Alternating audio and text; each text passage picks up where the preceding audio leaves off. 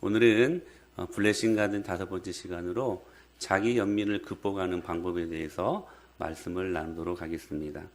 우리는 지난주에 자기를 너무 사랑하는 빗나간 자기 사랑이라는 이 성격 장애가 부정적인 열매를 맺는데 그것이 자기 연민이라고 하는 말씀을 들었습니다.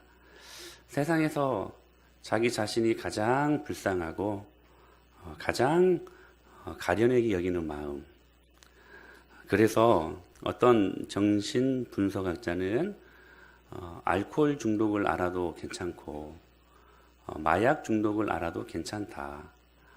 그러나 자기 연민에 빠지면 절대로 안 된다. 왜냐?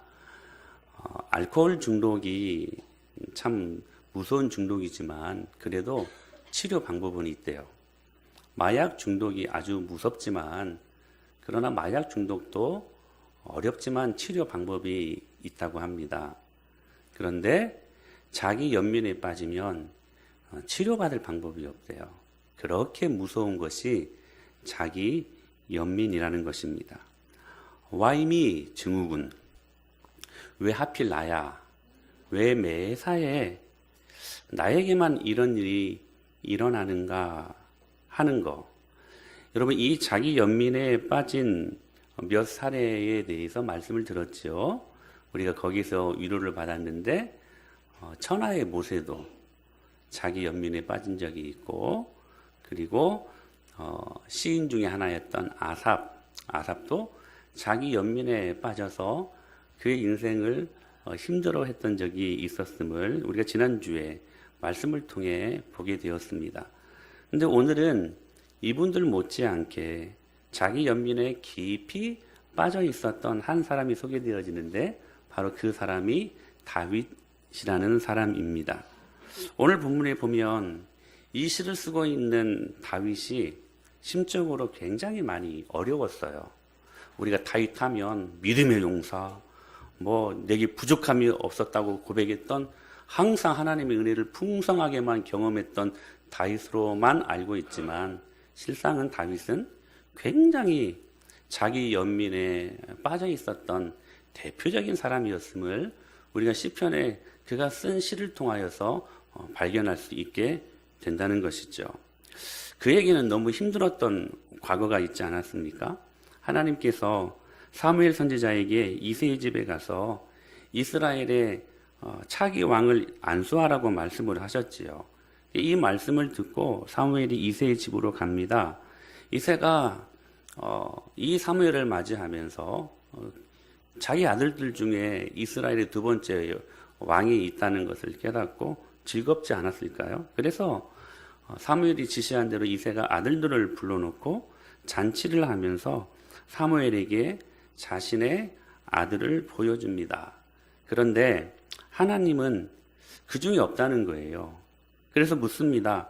아들들이 이것 말고 또 있느냐? 그때 비로소 막내 아들 다윗이 생각이 났습니다. 아버지 이새가. 여러분 한번 생각해 보세요. 여러분 이스라엘 두 번째 왕으로 기름 붓는 축제가 일어난 것입니다. 잔치가 일어난 것입니다. 그동안 잡지 못했던 양도 잡고 소도 잡고 즐거운 잔치를 하는데도 잊혀졌던 아들. 그게 다윗의 마음에 얼마나 어렸을 때 상처가 되었을까? 아들을 까마득히 잊어버리고서도 잊은 줄 모르고 있었다는 것. 이것이 다윗의 마음에 어렸었던 그 유년기에 있었던 깊은 아버지로부터 거절감을 경험했던 상처와 아픔이 아니었을까? 그래서인지 시편 27편에서는 이런 고백을 합니다. 내 부모는 나를 버렸으나 여호와는 나를 영접하시리니 라는 고백을 해요. 여기 버렸다는 것이 어디 저기 광야에다가 냅다 버렸다 이 말이 아니라 아무리 생각해도 이때 상황이 아닌가 싶어요. 그게 다윗의 마음에 상처가 되었다는 것이죠. 어떻게 밥 먹는 잔치 자리에 나를 까마득히 내 아버지가 나를 잊어버리고 있었을까? 근데 참 재미있는 것은 성경에 다윗의 엄마 이야기가 안 나와요. 그러니까 어렸을 때 다윗의 엄마가 없었던 것 같아요. 근데 아버지만 있었음에도 불구하고 그 아버지가 자기를 기억조차 하지 못하는. 다윗은 형들에게도 아픔이 있었습니다. 아버지 심부름으로 전쟁터에 나간 형 엘리압에게 도시락을 가져다 줄 때에도 얼마나 감사해. 그게 목숨을 걸고 왔는데 도시락, 당시에는 도시락을 이렇게 갖다 주는 게 허용이 됐었던 모양이에요. 감사할 일 아닙니까? 근데 큰형 엘리압이 노를 바라면서 네가 어찌하여 여기 왔느냐? 들에 있는 양들은 누구에게 맡기고 놀면서 여기 왔느냐? 너의 교만과 너의 완악함을 내가 아노니 너 전쟁 구경하러 왔지? 이렇게 질책을 하는 것입니다. 다윗은 부모로부터 버림받고 잊혀진 존재가 되었습니다. 그게 상처였어요. 그런데 형들로부터도 질시의 대상이 되었고, 그리고 시기의 대상이 되었고, 무시받는 동생에 불과했다는 사실입니다. 그래서 성경은 유독 그를 막내라고 소개합니다. 막내가 히브리어로 하가톤이라는 말이에요. 무슨 말이냐면 하가톤, 하찮은 존재, 아무런 존재감 없는 존재, 있으나만 하는 존재, 그게 하가톤이에요. 그래서 유독 막내라는 표현을 많이 쓰고 있거든요. 그런 존재였어요. 무시받는 사람. 여러분, 사람이 무시받는다는 게 얼마나 힘든 일입니까? 그게 큰 상처 아닙니까?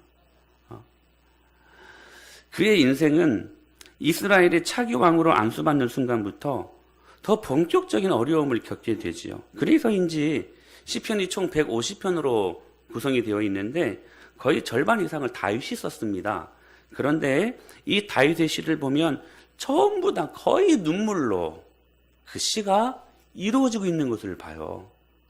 우는 것, 탄식으로 이 시가 기록되어 있는 것을 발견하게 됩니다. 어떤 시에는 극심한 자기 연민이 드러나 보일 때도 있어요. 한번 보실까요? 시작.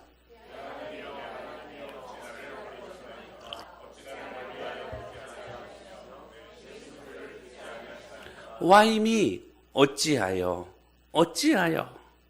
다윗의 천하의 다윗의 마음에도 자기 연민의 그 아픔이 있었다는 거예요. 그런데요, 소망이 있는 것은 다윗이 이 자기 연민을 극복합니다. 극복을 해요. 우리 지난주에 그 아삽의 자기 연민을 두 가지로 극복했다라고 말씀을 들었었죠. 첫 번째는 혀의 절제, 말의 절제. 말이, 언어가 그 인생을 만들어 간다는 거. 제가 그러면서 말씀드렸잖아요. 내가 이 남편을 보면 속 터져 죽겠네, 속 터져 죽겠네. 그 동네 아줌마 이야기했잖아요. 자식들만 봐도 속 터져 죽겠네. 근데 정말로 속 터져 죽었다니. 제가 그걸 목격했어요, 진짜. 장이 파열해가지고 정말 죽었어요.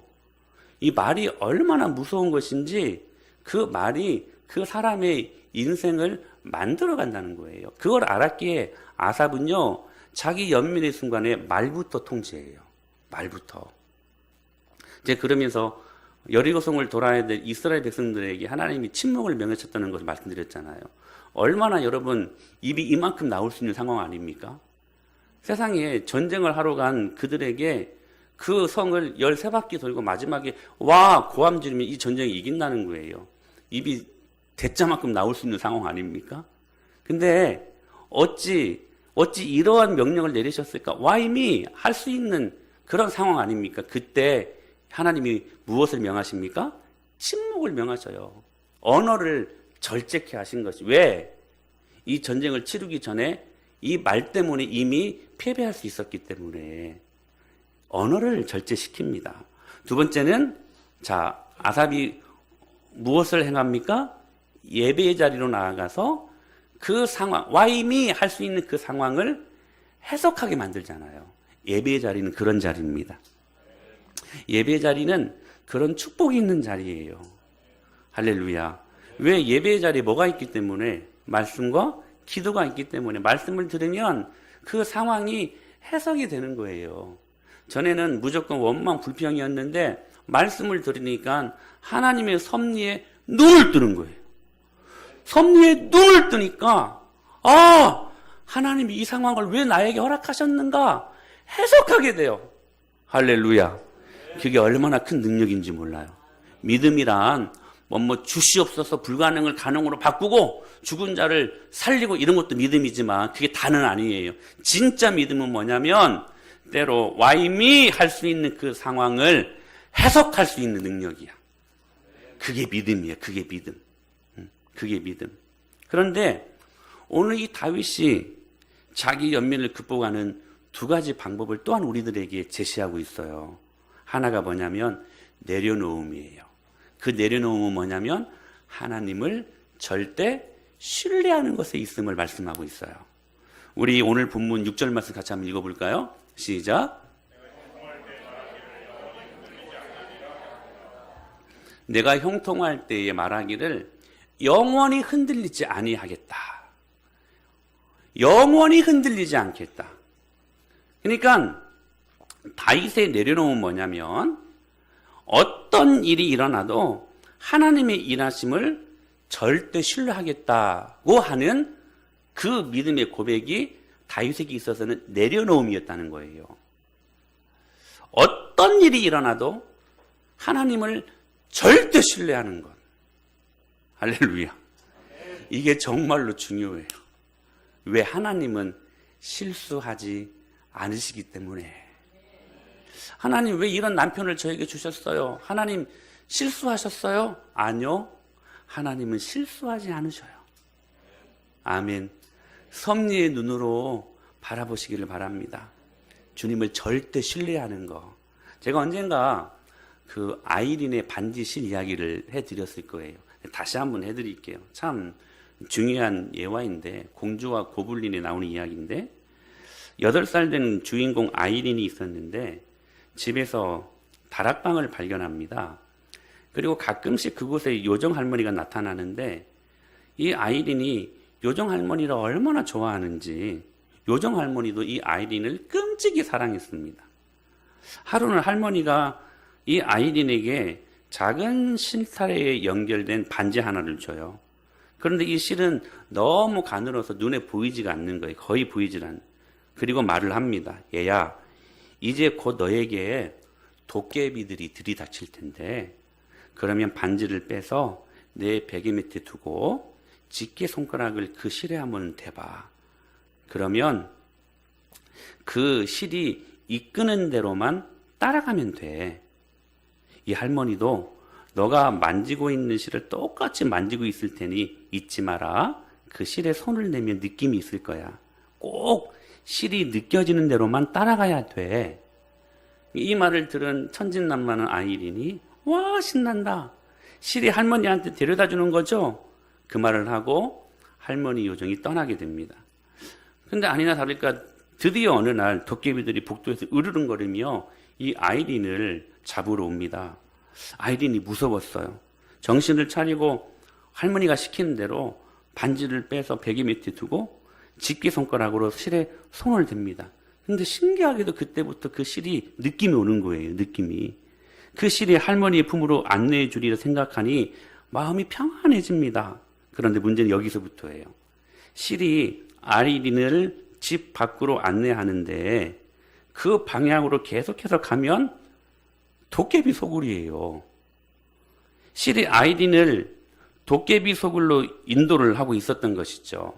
그러니까 아이린은 실이 인도하는 그 반대로 가야 밖으로 나갈 수 있다는 생각이 들었는데 하지만 반대로 가려고 하면 실의 느낌이 막 사라지는 거예요. 막. 그러니까 실이 인도하는 길은 여전히 도깨비 소굴이었고요. 근데 그 앞으로 가자니 힘들겠고 반대로 가자니 느낌이 없어지고. 응? 그러니까 어찌할 수 없는 그런 상황 속에서 그래도 아이린이 그 할머니의 말을 신뢰합니다. 느낌이 가는 대로 가다 보니까 도깨비 앞 돌무더기 앞에 직면하게 된 거예요. 아이린이요 엉엉 울음을 터뜨립니다. 그러나 아이린이 정신을 바짝 차리고 실을 따라갈 수 있는 유일한 방법은 돌무더기를 치우는 것밖에 없다는 사실을 깨닫습니다. 그리고 그 돌을 하나씩 치우기 시작합니다. 어느새 손가락에서 피가 흐르기 시작합니다. 그리고 실이 이끄는 대로 정말로 도깨비 소굴로 들어가 버렸던 거예요. 거기서 도깨비에게 잡혀온 친구 커디를 만납니다. 반가움도 잠시 커디가 아이린에게 묻습니다. 야, 여기는 도깨비 소굴이야. 왜 여기에 와서 죽으려고? 여기는 출구가 없어. 근데 아이린이 대답합니다. 알아. 하지만 실이 나를 이리로 안내하고 있어. 나는 실을 따라가야만 해. 여러분, 아이린에게 왜 이 일이 가능했을까? 왜 끝까지 그 실의 느낌을 따라가서 도깨비 소굴로 들어갈 수 있었을까요? 그 이유가 뭘까요? 반지와 실을 준 할머니가 믿을만 했기 때문에 그렇습니다. 결국 실을 따라간 그 동굴 한쪽에 피신할 문이 있었고, 그리고 아이린은 생명을 구하게 됩니다. 사랑하는 여러분, 이 이야기가 굉장히 우리에게 큰 의미를 시사하고 있는데, 우리가 예수님을 믿을 때 이런 시험들이 있지 않습니까? 내가 제대로 이 길을 지금 가고 있는 게 맞는가? 예수님 믿으면 분명히 형통이요, 축복이요, 은혜라고 말씀하고 이 길을 믿고 따라왔는데, 이상하게 우리 인생 앞에는 꼭 도깨비 굴 앞에 있는 돌 무더기만 있는 것 같아요. 꼭 그런 기분이 들어요. 기도해도 응답이 임하지 않아요. 왜 하필 나만? Why me? 그러나 여러분 기억하십시오. 그 실이 우리를 막다른 골목으로 이끄는 것처럼 보일 때, 그 실이 때로 우리의 삶을 피 흘리게 할 때, 때로는 손해되는 것 같고, 그래서 이 길을 꼭 가야만 하는가? 곧 중단하고 싶을 그때 실을 계속 따라가다간 만신창이가 될 것처럼 느껴지는 바로 그때 예수님을 끝까지 신뢰하십시오. 여러분 기억하시기 바랍니다. 예수 그리스도를 왕으로 삼으면 절대 망하지 않습니다. 아멘. 어떤 일이 일어나도 흔들리지 않겠다고 하는 다윗의 고백, 그 고백이 저와 여러분의 고백이 될 수 있어야 돼요. 사랑하는 여러분, 다시 말씀드립니다. 예수 그리스도를 왕으로 삼으면 그 인생은 절대로 망하지 않습니다. 그 마지막에 피난처가 있어서 결국 아이린이 생명을 구하게 된 것처럼 우리가 가는 길이 좁은 길일 수 있습니다. 주님이 우리에게 요구하신 길이 좁은 길이었기 때문에. 그러나 그 마지막에는 부활의 영광의 길이 있음을 믿으시길 바랍니다. 할렐루야. 우리 승호가 아멘을 크게 하죠. 오늘 저랑 딜을 했습니다. 예배 잘 드리면 선물 주겠다고. 선물이 이럴 때 필요한 거예요. 선물 꼭 드릴게요. 잘 예배 드리고 있어요. 선물이 커요. 우리 승호에게는.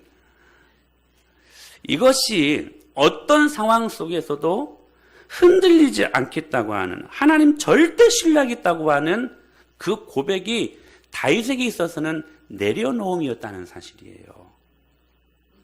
또한 다윗의 내려놓음이란 이거예요. 자신이 누릴 수 있는 권리의 포기를 의미하는 것이었습니다.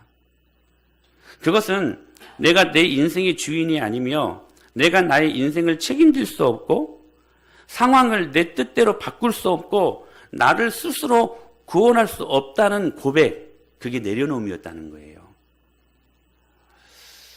작고한 여류 소설가 중에 박완서님이라는 분이 계십니다. 이분이 남편이 세상을 떠난 그해 5 자녀 중에 막내였던 아들을 교통사고로 잃어버립니다. 아들은 준수한 외모에 속 한 번 썩힌 적이 없는 26살의 명문대 의대생이었대요. 근데 그 아들의 죽음 앞에서 그녀는 발작하다시피 십자가를 땅바닥에 내팽개치며 하나님을 원망하고 하나님을 증오했답니다. 여러분, 막상 우리가 그러한 일을 당하면 이런 사람들의 마음이 이해가 되지 않을까요? 밥을 넘길 수가 없어서 겨우 물 한두 모금으로 목을 적시면서 그래도 살아있어서 모진 목숨을 염려해 나갔대요. 이렇게 2년을 방황을 했는데 그 끝에 극도의 상실감에 사로잡힌 자신을 탐색할 여지가 조금 생겼답니다. 그래서 소설가니까 일기를 쓰기 시작했대요. 그리고 일기를 쓰면서 자신의 마음을 표현하기 시작한 것입니다. 거기에는 아들이 죽던 그 해에 그 느낌이 고스란히 담겨져 있었던 이런 글이 있어요. 내 아들이 죽었는데도 기차가 달리고 계절이 바뀌고 아이들이 유치원 가려고 버스를 기다리고 있는 것까지는 참을 수 있었다. 그런데 88년 88 올림픽이 여전히 열리고 있다는 것은 도저히 참을 수 없는 내게는 큰 고통이었다. 라고 그렇게 이 책에서 고백을 하게 되는 것을 본 적이 있습니다. 그만큼 자신이 경험할 수 있었던 그 상처와 아픔, 그것을 어떻게 가눌 수가 없는 그의 마음을 보여준 것 아니겠습니까? 그런데 이 소설가가 하루는 기도원에 들어갔는데 거기에서 말씀을 듣고 기도를 하는 가운데 그 상황이 신기하게도 해석이 되더라는 거예요. 바로 그때 이 소설가의 마음에 한 줄기의 빛이 들어왔답니다. 그것이 그 아들을 잃은 슬픔과 상실이 가져다 준 고통에서 빠져나온 유일한 실마리가 될 수 있었대요. 뭐냐면 이런 생각을 갑자기 하나님이 주시더래요. 내 아들이라고 해서 하나님께서 데려가지 말라는 말이 어디 있겠는가? 내가 뭔데? 하는 생각이 들더라는 거예요. 여러분, 기가 막힌 변증 아닙니까? 저는 그렇게 생각을 합니다. 내가 뭔데? 내 아들이라고 해서 데려가지 말란 법이 어디 있나? 그런 생각을 하나님이 주시더래요. 우리는 왜 하필 나에게 이런 일이 일어날까? 여러분, 그렇게 자기 연민으로 빠질 수 있는 상황 아닙니까? 근데 하나님이 갑자기 섬광처럼 주시는 그 말씀의 빛이 뭐였냐면 왜 하필 나야 이것이 아니라 내 아들이라고 해서 하나님께서 데려가지 말라는 법이 어디 있겠는가? 내가 뭔데? 그런 마음을 주시더라는 거예요. 사실 여러분들이 오해하고 있는 것 중에 하나가 뭐냐면 여러분이 소유하고 있는 것이 여러분 것입니까? 여러분, 세상에요, 내 건 아무것도 없습니다. 여러분 그러지 않습니까? 여러분의 아들도 하나님이 주신 것입니다. 물질도 하나님이 주신 것입니다. 다 하나님 거예요. 이 세상에 내 건 아무것도 없습니다. 그러니까 하나님 거 하나님이 다시 가져가건 뿐이에요. 하나님께 여러분 그런 권리가 없으십니까? 그분은 창조주 하나님이신데. 여러분, 우리가 하나님의 자녀, 사랑받는 자녀라고만 생각하지 기본적인 하나님과 우리들의 관계를 우린 너무나 쉽게 잊어버리고 있는 것 같아요. 뭐냐면 하나님의 자녀지만 기본적인 관계는 창조주이신 하나님, 그분 앞에 우리는 피조물에 불과해요. 이 기본적인 관계를 너무나 우리가 잊고 살아요. 창조주 하나님이 우리에게 모든 걸 다 주셨습니다. 우리 건 아무것도 없어요. 왜? 피조물이니까. 이 기본적인 이 관계를 인식할 수 있어야 된다는 거예요. 그러니까 모든 것이 자기 것이라고 생각할 때는 그것을 잃었을 때의 상실감으로 괴로워했던 것이죠. 그런데 그 권리를 내려놓는 순간 놀랍게도 치가 떨리는 그 아들을 잃어버렸다는 고통 속에서 조금씩 신기하게 벗어나기 시작했다는 거예요. 하나님, 그때 제 아들이 교통사고 그렇게 죽어갔을 때 하나님 그때 어디 계셨어요? 그렇게 집요하게 원망스럽게 하나님을 향하여 삿대질했던 그가 그 하나님의 섭리를 깨닫고 나니까 이제 내가 슬플 때 내 슬픔을 받아줄 하나님마저 안 계신다면 나는 지금까지 어떻게 살았을까 하는 그런 마음으로 마음이 바뀌었다는 것이죠. 히랍의 철학자, 그리스의 철학자 에픽테투스가 이런 아주 성경에 가까운 유명한 말을 남겼습니다. 삶에서 잃은 것은 아무것도 없다. 그 어떤 경우에도 난 이러이러한 것을 잃었다고 말할 것이 아니라 그것이 제자리로 돌아갔다고 말하라. 그러면 마음의 평화를 잊지 않을 것이다. 너는 너의 배우자가 죽었는가? 아니다. 그는 본래의 자리로 돌아간 것뿐이다. 너의 재산과 소유물을 잃었는가? 아니다. 그것들 역시 본래의 위치로 돌아간 것이다. 여러분, 우리들에게 참 오늘 본문을 뒷받침하는 코멘트하는 참 귀한 말이라고 저는 생각을 합니다. 우리가 삶에 있어서 잃어버리는 것은 아무것도 없습니다. 왜? 아무것도 없었으니까. 어떤 경우에도 사랑하는 배우자가 죽었는가? 나에게 있었던 소유가 사라지고 있는가? 잃어진 게 아니라 원래 제 자리로 돌아간 것이다. 예수님은 바울을 통하여 이렇게 말씀하십니다. 시작. 이는 만물이 주에게서 나오고 주로 말미암고 주에게로 돌아감이라 그에게 영광이 세세히 있을지어다. 아멘. 아멘. 이 말씀이 얼마나 중요한 말씀인지 몰라요. 여러분, 이는 만물이 주에게서만 나오고 이 말이에요. 이 말이. 여러분, 여러분의 소유, 여러분의 직업, 여러분의 사랑하는 사람들 다 누구에게서 나왔어요? 하나님에게서 나왔어요. 하나님에게서만 나온 거예요. 여러분, 이 기본적인 관계를 잊지 않게 되기를 축복합니다. 이는 만물이 주에게서만 나오고 주로 말미암고 주에게로 돌아갑니다. 사랑하는 여러분, 주님의 절대 권리 앞에, 그 주권 앞에 여러분, 우리의 권리를 내놓을 수 있어야만 합니다.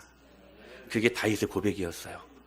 어떤 상황 속에서도 영원히 흔들리지 않겠다. 왜? 나에게 아무것도 없었기 때문에. 내가 누릴 수 있는 거 하나님이 주신 것 뿐입니다. 그거 하나님이 가져가신다? 하실 수 있는 거예요. 그 일들 앞에서도 창조주이신 하나님, 피조물인 우리들의 이 관계, 왜 하필 저에게, 왜 하필 매사에 나에게만 이런 일이 아니에요. 여러분, 그럴 수도 있습니다. 이게 하나님의 절대 주권을 신뢰하는 그 신뢰 앞에 자신의 권리를 내어놓는 다윗의 내려놓음이었다는 사실이에요. 사랑하는 여러분, 오늘 이 내려놓음이 여러분의 자기 연민을 이길 수 있는 축복이 될 수 있게 되길 간절히 축원합니다. 두 번째, 다윗은 내려놓습니다. 그리고 두 번째, 올려드립니다. 그 올려드림이 뭐였냐면 하나님께 토해내는 것이었어요. 다윗은 자신의 자기 연민의 상황을 하나님께 올려드립니다. 토해냅니다. 오늘 본문 8절 10절에 이렇게 말씀하셨어요. 시작.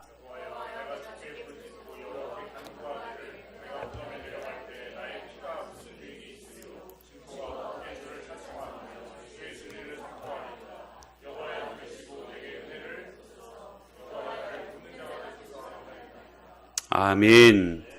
여러분, 자신의 자기 연민의 상황을 다윗은 하나님 앞에 올려드립니다.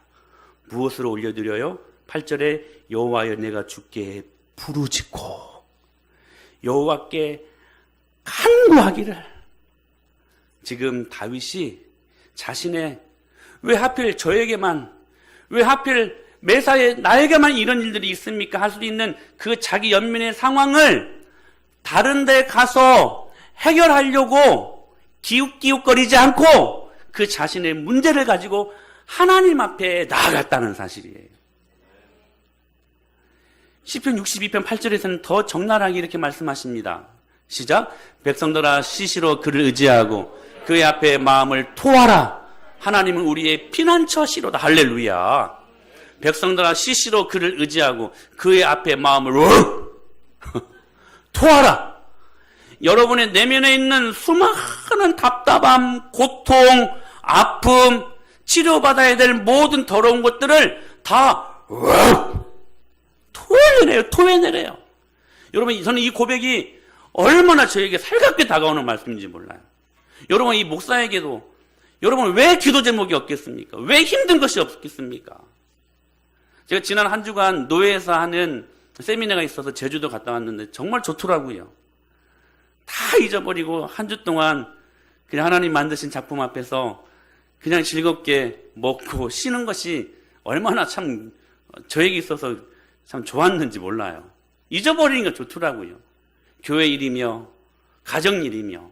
여러분, 이 목사에게도 왜 고민이 없고 왜 슬픔이 없고 왜 아픔이 없겠습니까? 없는 척해서 그런 것이지. 솔직히 말씀드리면 믿음 있는 척해서 그렇지, 어떨 땐 여러분들보다 더 믿음이 없어서 그냥 그 나락으로 떨어질 때가 얼마나 많은지 몰라요. 얼마나 많은지 몰라요. 같이 개척을 한 그런 목사님들 중에 저보다 더 막 교회가 부흥되고 하는 그런 교회를 보면 왜 저에게 질투하는 마음이 없겠어요? 아, 우리 교회도 그렇게 되어야 되는데 하는 그런 마음들이 왜 없겠냐고요. 근데 여러분, 저에게 참 감사한 것은 그래도 저에게는 이러한 믿음이 있는 것 같아요. 그 문제를 제 안에 갖고 이 문제 때문에 여러 날 고민하지는 않아요. 왜? 매일마다 하나님 앞에 토해낼 수 있기 때문에. 정말 저는 여러분 토해내요. 여러분 없을 때요, 제가 아버지 얼마나 많이 부르는지 몰라요. 얼마나 많이 부르는지 몰라요. 여러분, 다윗은 이제 토해냈어요. 기도할 때마다 여러분 간절함으로 토해냈어요. 제가 좋아하는 C.S. 루이스가 쓴 헤아려 본 슬픔이라는 책에 보면 사랑하는 아내 조이가 골수암으로 죽습니다. 우리 도서관에 책 있는데 한번 읽어보세요. 그의 솔직한 심령을 이 책에서 말하는데 와임이 증후군이 일어나요. 하나님, 왜 제 아내를 데려가십니까? 이 C.S. 루이스가요, 50대 후반에 이 여인을 만나서 아름다운 사랑을 이어갔거든요. 너무너무 행복했는데 자기 어머니도 암으로 잃거든요. 그렇게 사랑하는 아내가 골수암으로 죽는 걸 보면서 이런 글을 남깁니다. 아무도 얘기해주지 않았다. 슬픔은 공포같이 느껴진다는 것을. 아무도 얘기해주지 않았다. 슬픔은 느림보라는 사실을. 그녀의 부재는 모든 것을 다 덮어버린 먹구름이 잔뜩 낀 하늘 같았다. 달려도 그 하늘 밑에서 있어야 한다는 사실은 내게 헤아리기 힘든 슬픔이었다. 그 고통이 얼마나 심했으면. 달려도 그 하늘 밑에 있어야 한다는 그 사실이 본인에게 있어서는 헤아리기 힘든 슬픔이었다는 거예요. 그런데 이 C.S. 루이스가 자기 연민으로 흘러가던 그 감정을 의식적으로 가다듬고 3인칭 관철자의 시점으로 이 슬픔을 객관적으로 보기 시작합니다. 그리고 그리스도께서 그 슬픈 마음을 만져주셨고 이 C.S. 루이스는 그 하나님께 그의 마음을 토해냈습니다. 그리고 내린 결론, 이 결론이 참 멋져요. 그 자기 연민의 상황을 하나님 앞에 토해내고 난 후에 내린 결론이 뭐냐면 이거예요. 제가 그리스도를 원합니다. 그분과 유사한 그 무엇이 아닌 그리스도만을 원합니다. 그 극심한 슬픔이 오히려 예수 그리스도를 발견하는 축복의 통로가 될 수 있었다는 사실입니다.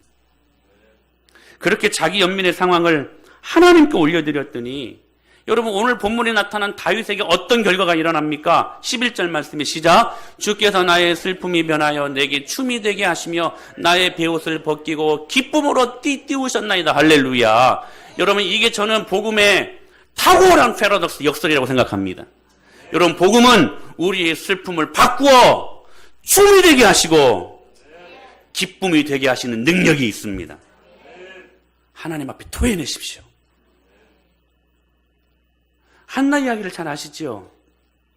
한나가 본처 아니었습니까? 엘가나이. 근데 아기를 못 낳으니까 분인나를 통하여 아기를 낳습니다. 한나에게는 모든 것이 다 있었어요. 그런데 딱 한 가지 없었던 게 있는데 자식이 없었어요. 그게 얼마나 큰 슬픔이었는지. 근데요, 첫 분인나가 아들들을 얼마나 잘 낳는지, 그냥 잘 낳고 하는 것만 해도 얼마나 이게 비교가 되니까 힘든 일 아니겠습니까? 근데 이 첫 분인나가요, 계속해서 이 한나를 격분케 합니다. 이 격분케 한다는 말이 무슨 말이냐면 계속 집요하게 약 올리며 못 살게 군다. 이 말이 격분케 한다는 말이에요. 자기에게는 자식이 없어요. 근데 첩으로 들인 여자가 자식이 있는 거예요. 그것도 한둘이 아니에요. 그거 그냥 말하지 않아도 그 자체가 이 한나에게는 고통이 아니었겠습니까? 그런데 이 첩이요, 계속해서 집요하게 나는 이렇게 아들이 있는데 너는 아들도 없지? 나 이렇게 잘생기고 예쁜 아들이 있는데 너는 애기도 못 낳지? 이걸 한두 번이 아니고요, 계속해서 집요하게 따라다니면서 약 올리기 시작했다는 거예요. 그 상황 속에서 한나가 여러분 어떤 일을 선택할 수 있었을까요? 남편 엘가나에 가가지고 저 첩 여자가, 제가 그냥 첩 여자라고 해서 그렇지, 좀 격하게 말하면 저 첩 여자가 나를 이렇게 약올립니다. 여보 어떻게 해야 되겠어요? 저 내 쫓아버리세요. 할 수 있지 않았겠습니까? 여보 나 아들 낳아야 되겠어. 노력 좀 해줘. 여러분 할 수 있지 않았겠습니까? 근데요, 한나가 그 어려운 슬픔, 자기 연민의 상황 속에서 그가 선택한 방법은 하나님 앞에 나아가는 것이었습니다. 그리고 이렇게 말합니다. 시작. 한나가 마음이 괴로워서 여호와께 기도하고 통곡했다고 성경에 있습니다. 통곡했는데 엘리 제사장이 그 모습을 마치 술 취한 여자인 것처럼 오해를 하게 돼요. 얼마나 토해내는 기도를 했으면. 그 다음 말씀 시작. 한나가 대답하여 이르되 내 주여 그렇지 아니 나는 마음이 슬픈 여자라 포도주나 독주를 마신 것이 아니요 여호와 앞에 내 심정을 통한 것뿐이오니. 여기 통곡했다, 여호와께 통한 것이다 라고 말하는 이 통곡의 의미가 뭐냐면 하나님 앞에 자신의 내면에 있는 모든 내장 기능을 다 드러놓고 토해내는 기도를 의미하는 게 그 기도예요. 그가 선택한 방법이 여러 가지 많을 수 있었습니다. 그러나 그 선택을 하지 않고 그가 하나님께 그의 마음을 토해냈습니다. 하나님께 그 마음을 올려드린 거예요. 그 결과 18절 말씀에 시작. 이르되 당신의 여종이 당신께 은혜 입기를 원하나이다 하고 가서 먹고 얼굴에 다시는 근심이 없었더라. 할렐루야. 여러분 지금 이 상황이, 여러분 한나의 아들이 누구예요? 사무엘이잖아요. 사무엘을 얻고 난 다음에 생긴 일입니까? 아니면 얻기 전의 일입니까? 얻기 전의 일이죠. 여러분 여기에서 우리가 느끼는 복음의 능력이 있습니다. 여러분 하나님의 말씀은 오늘 우리가 그 말씀을 믿고 아멘하면 그 말씀은 오늘 응답되는 것입니다. 그 결과 아들은 나타나는 현상일 뿐이에요. 한나는 그게 응답인 줄 알고 아멘 해버렸어요. 그 결과 가서 먹고 얼굴에 다시는 근심빛이 없었더라. 할렐루야. 이게 능력입니다. 여러분 예수 믿는 우리에게 하늘 절대평강이 어디에서 임합니까? 하나님 앞에 우리의 마음을 토해낼 때 임합니다. 할렐루야. 아들이 있어서 평강을 누린 게 아니고 하나님께 그 마음을 토해낼 수 있음이 우리에게 평강이 될 수 있었다는 사실이에요.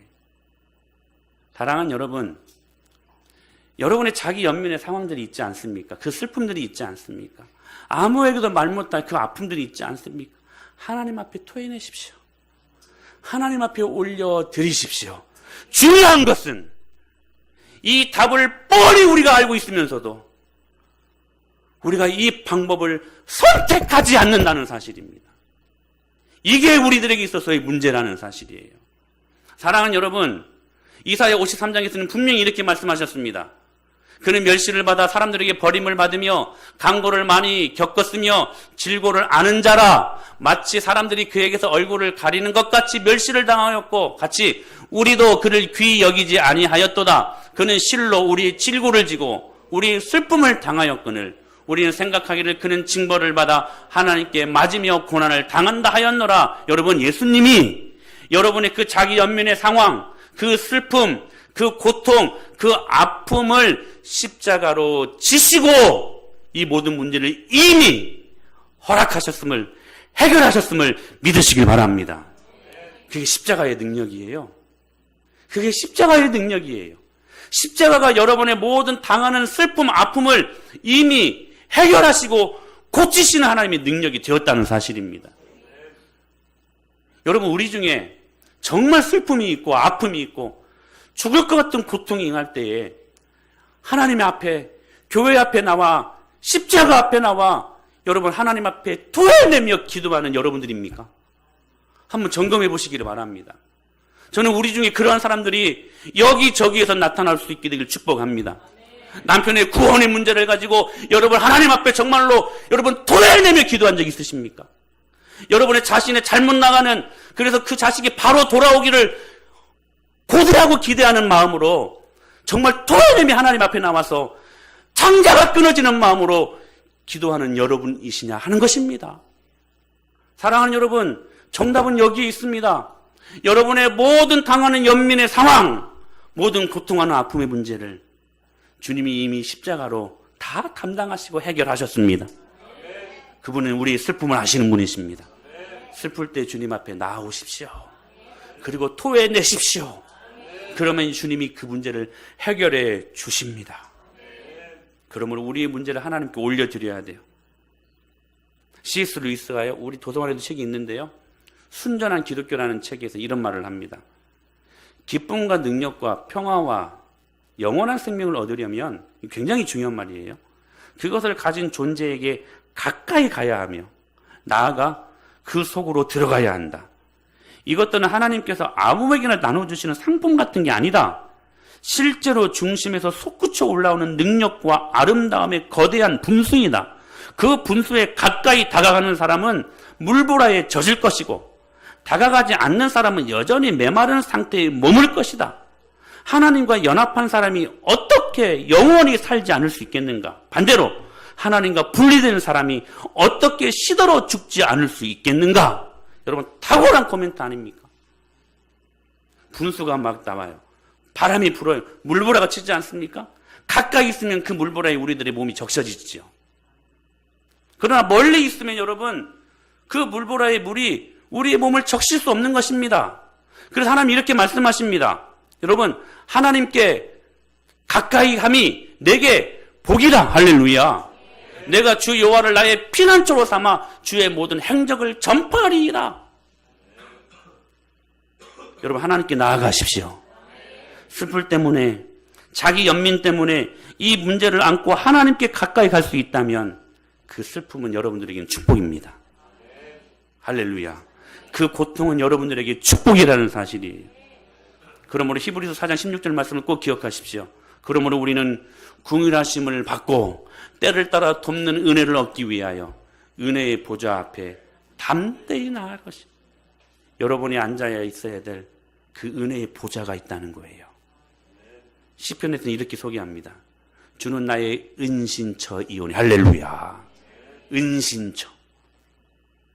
환난에서 나를 보호하시고 구원의 노래로 나를 두르시리이다.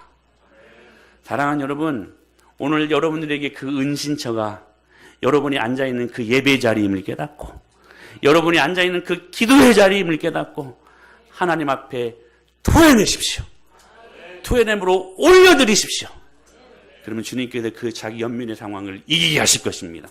모든 슬픔의 상황을 이기게 하실 것입니다. 그 하나님의 이름을 찬양합니다. 할렐루야.